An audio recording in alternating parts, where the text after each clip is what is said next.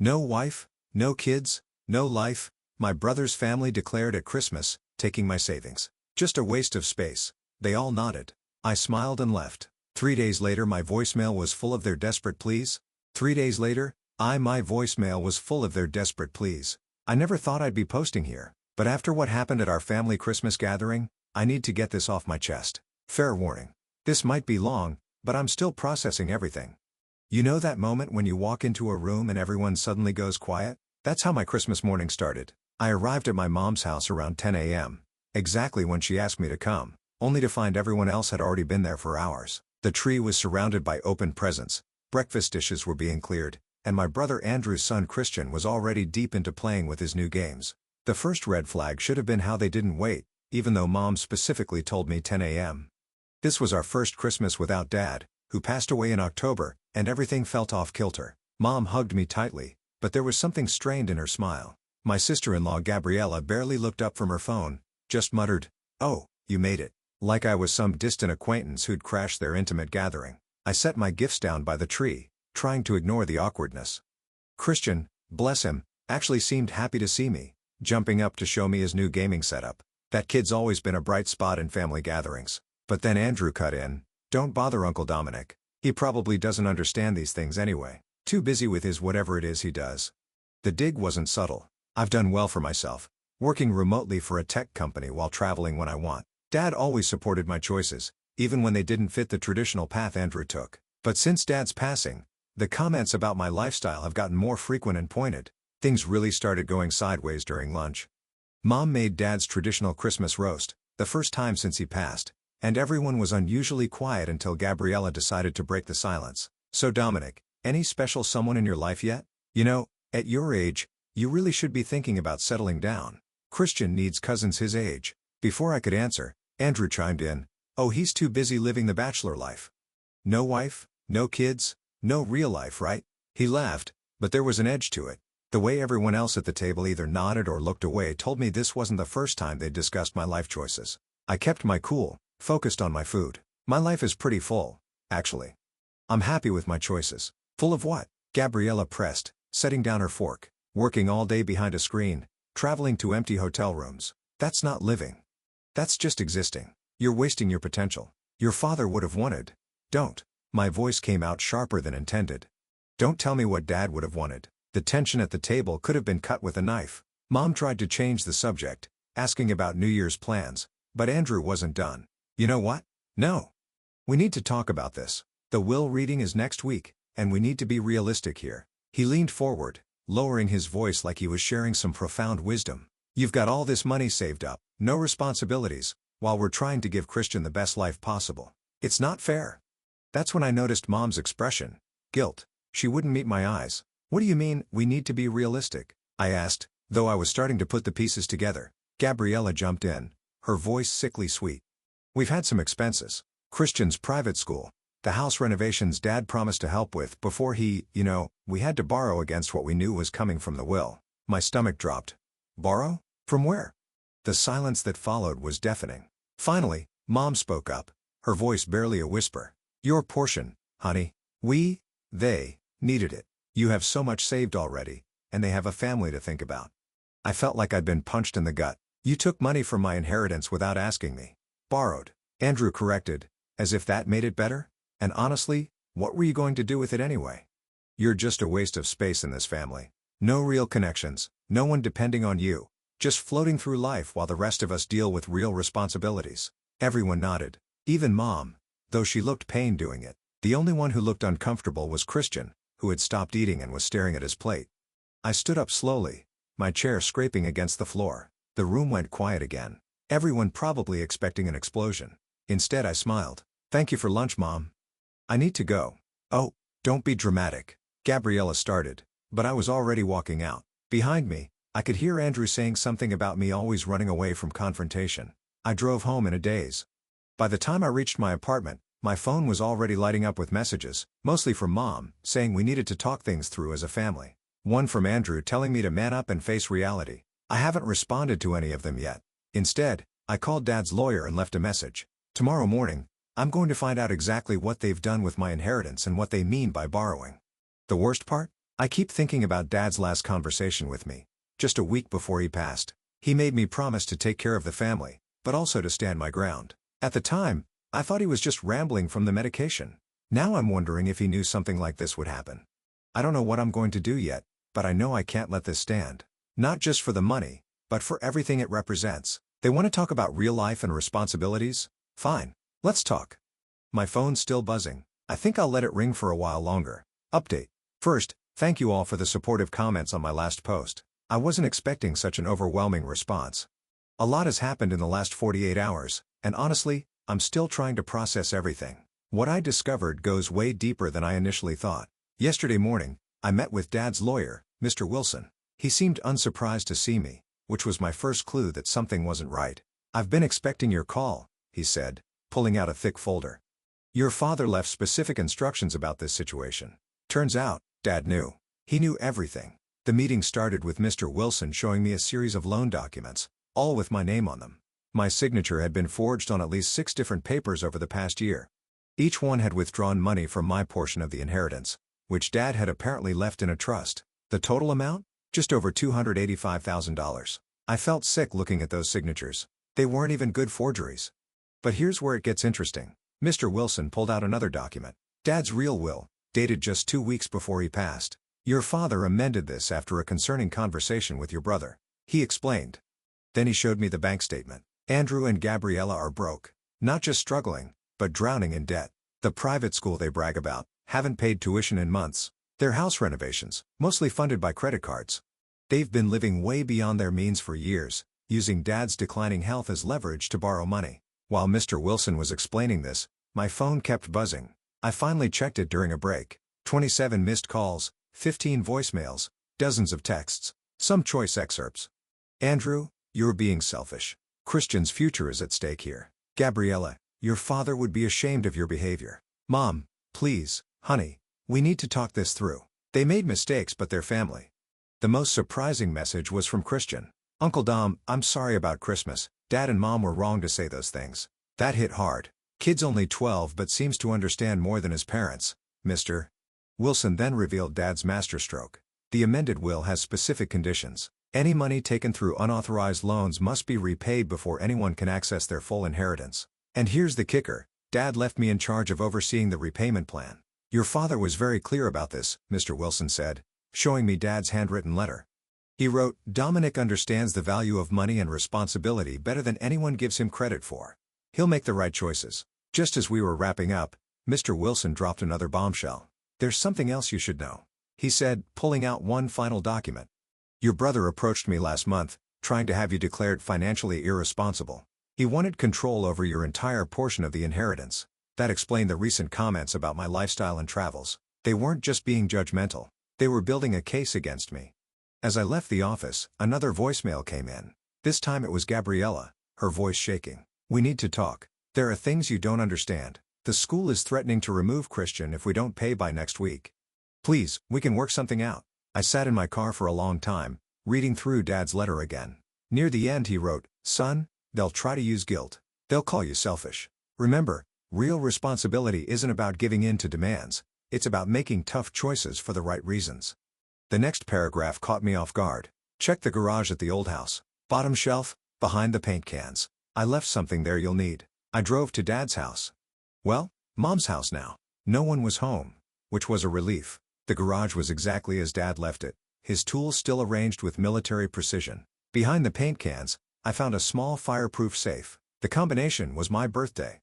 Inside was another letter, several USB drives, and a detailed ledger of every loan Andrew had taken over the years, not just from my inheritance, but from Dad too. The amounts were staggering. The letter started with, "If you're reading this, they finally pushed too far. Here's everything you need to protect yourself and help them learn." My phone buzzed again. A text from Mom. "They're coming over tomorrow morning. Please come. We need to sort this as a family." I looked at the safe's contents spread out on my desk, then at Dad's letter. The final line read, "Sometimes love means standing firm. You're stronger than they think you are." Tomorrow's meeting should be interesting. I've made copies of everything and sent them to Mr. Wilson for safekeeping. I'm done being the family pushover, but I'm also not out for revenge. Dad trusted me to handle this right, and that's what I'm going to do. The most recent text is from Christian. "Are you coming tomorrow? I hope you do. Someone needs to tell them the truth. Out of all the messages, that's the one I'm choosing to focus on. I'll update again after tomorrow's meeting. Something tells me it's going to be a turning point for everyone involved. Update 2. I should have known something was off when I pulled up to Mom's house this morning and saw 3 extra cars in the driveway. Andrew hadn't just brought Gabriella. He'd brought reinforcements. Our Aunt Linda, Uncle Pete, and our family friend who's a financial advisor were all sitting in the living room like some kind of intervention panel. The first words out of Andrew's mouth set the tone. Good. You're here. Now we can discuss how to fix the mess you're making of this family. I almost laughed. Really? This was their play. Mom was hovering nervously in the kitchen doorway, already clutching a tissue. Gabriella sat perfectly poised on the couch, makeup done like she was heading to a business meeting instead of a family confrontation. Christian was nowhere to be seen, probably sent to a friend's house to avoid the drama. I took Dad's old armchair, the one by the window. Something about sitting in his spot gave me strength. I didn't say anything, just waited. Andrew's always hated silence. It makes him nervous. Sure enough, he started filling the void. We've been talking. He gestured to the room. And we think you're not seeing the bigger picture here. Dad's will, it's causing unnecessary strain. We have a proposal. Their financial advisor friend pulled out some papers. That's when I noticed the logo. It was from the same firm that manages the mortgage on Mom's house. Interesting. The proposal was exactly what you'd expect. They wanted to restructure the inheritance. Basically, they'd get immediate access to their full portion, plus temporary control of my share to help manage family assets more efficiently. In return, they'd set up a repayment plan for the loans starting in 5 years. I let them finish their pitch, then I pulled out Dad's ledger. Before we go further, I said, let's talk about the Mountain View property. The room went dead quiet. Aunt Linda suddenly found her coffee very interesting.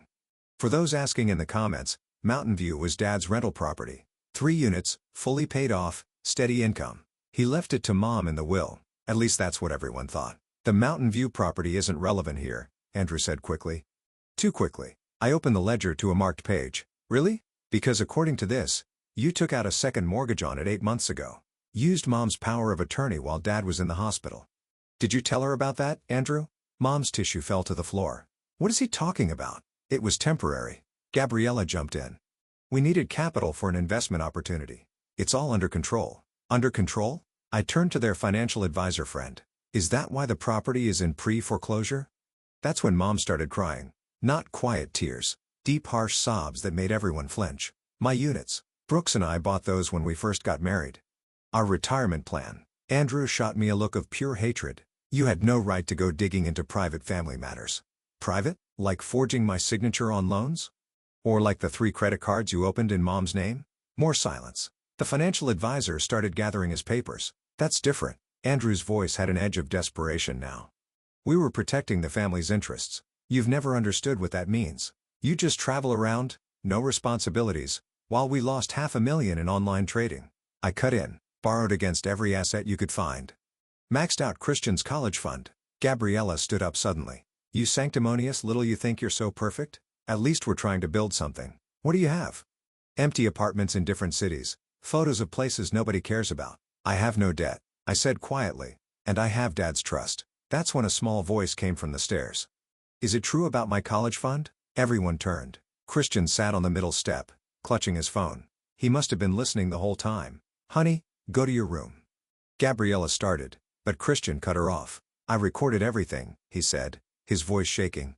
From the start, Uncle Dom wasn't lying about them stealing, was he? The next few minutes were chaos. Gabriella crying, Andrew yelling, Mom still sobbing about Mountain View.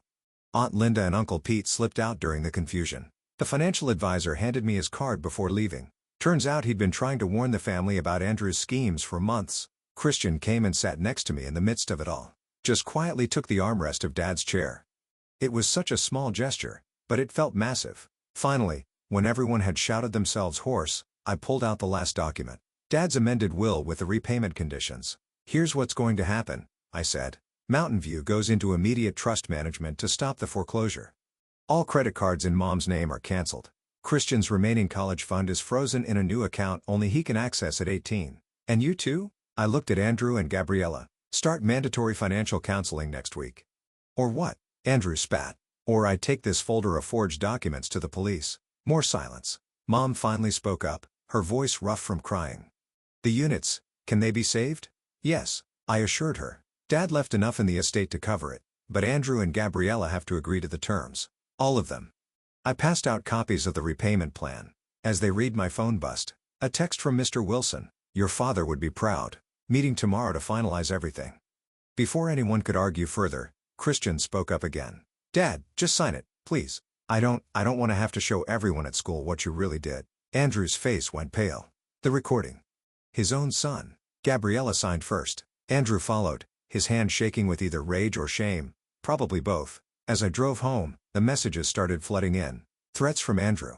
Tearful apologies from Mom. A long text from Christian asking if he could come stay with me for a few days until things calmed down. Tomorrow we meet with Mr. Wilson to make everything official. But something tells me this isn't over. Andrew's too proud, Gabriella's too desperate, and there's 20 years of family dynamics to untangle.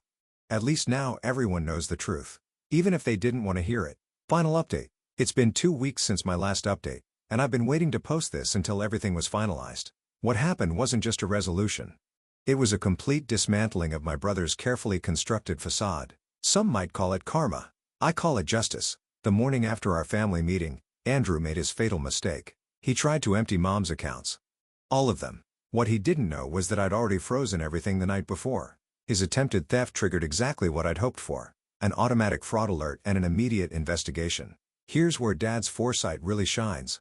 Those USB drives he left in the garage safe. They contained years of recorded conversations. Dad had been documenting everything. Every loan request, every lie, every manipulation. The last recording was from his hospital bed, Andrew desperately trying to get him to sign over power of attorney while heavily medicated. Mr. Wilson helped me execute the plan perfectly. First, we submitted all evidence of the forged signatures to the relevant authorities. Then we exposed the credit card fraud. The look on Andrew's face when the investigators showed up at his office was apparently priceless. One of his colleagues emailed me the security footage. Gabriella tried damage control, calling everyone in their social circle with tales of how I was destroying the family. But remember that financial advisor from our last meeting? Turns out he'd been keeping his own records of their schemes. When he presented evidence that they'd been running a small investment scam in their social circle, their friends turned on them faster than sharks smelling blood. The school situation resolved itself in the most ironic way possible. Christian, my brave nephew, had forwarded all his recordings to the school board. Not only did they grant him emergency financial aid, but they also opened an investigation into the donations Andrew and Gabriella had been claiming on their taxes. Spoiler alert, those donations never existed. Mom finally got to see their true colors when Andrew, in desperation, tried to pin everything on her. He claimed she had authorized all the loans and credit cards. That's when I played my trump card. Dad's final video message, recorded a week before he passed, detailing exactly how Andrew had manipulated and stolen from both our parents for years. The Mountain View property? Saved and restructured. Mom's retirement? Secured. Christian's college fund? Not only recovered but tripled, thanks to Dad's secret investment account that Andrew never knew about. The best part? It had been earmarked specifically for Christian since he was born. But the real satisfaction came from an unexpected source. Remember Aunt Linda, who sat silently during our family meeting? She finally came clean about why she'd protected Andrew for so long. He'd been blackmailing her with manufactured evidence of tax fraud. When we exposed that lie, she provided years of emails showing how Andrew had systematically manipulated and exploited every family member. The dominoes fell beautifully. Andrew's firm suspended him pending investigation. Their country club membership was revoked. Apparently, they'd been charging thousands to other members' accounts. Their dream house is in foreclosure. Their social circle has completely ostracized them. 3 of their friends have filed lawsuits over the investment scam. Gabriella's final attempt at redemption backfired spectacularly. She tried to hold a press conference. Yes, really, to paint herself as a victim of circumstances. That's when Christian, my brilliant nephew, released the group chat screenshots showing her actively planning to exploit more family members. They're moving out of their house next week, downsizing to a small apartment across town. Christian chose to stay with me temporarily, with full legal backing thanks to Mr. Wilson's connections. The court was particularly interested in the recording of Andrew threatening to make him pay for exposing their schemes. Mom's doing better now. Yesterday, she helped me sort through Dad's old office and found a letter he'd written to me years ago. Sometimes the kindest thing you can do for someone is let them face the consequences of their actions, it said. Rock bottom has a way of building foundations for better things. The family dynamics have shifted permanently. Most relatives have cut ties with Andrew and Gabriella. Those who haven't are keeping their distance. Mom hosts Sunday dinners now. Smaller, quieter affairs without the cloud of manipulation hanging over them. The real victory? Christian's transformation. Free from his parents' influence, he's thriving. His grades are up, he's making genuine friends, and yesterday he told me he wants to study finance. To help people, not hurt them, as he put it. As for me, I bought the Mountain View property from Mom at full market value. Everything legitimate and documented. I'm converting it into affordable housing units with a strict policy against allowing Andrew or Gabriella to ever rent there. Petty? Maybe? Satisfying? Absolutely. Dad's final message keeps playing in my mind. Son, sometimes love means watching someone lose everything they stole so they can find something real to build on. Andrew and Gabriella are facing multiple investigations, civil lawsuits, and complete social isolation. Their house of cards didn't just fall, it burned. And I made sure to document every moment of its collapse. The family thinks I'm done. They're wrong. I've set up a trust fund for Christian that Andrew and Gabriella can never touch even after he turns 18. Every penny they stole will be repaid, with interest, through wage garnishment if necessary.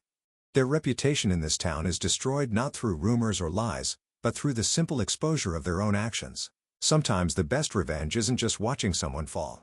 It's making sure they can never rebuild their facade again. Christian's staying with me through the school year. Last night, he asked if we could frame Dad's last letter in his new room. To remind me, he said, that doing the right thing matters more than looking right. Seems like Dad's legacy will live on after all. Just not through the son he was expected to choose.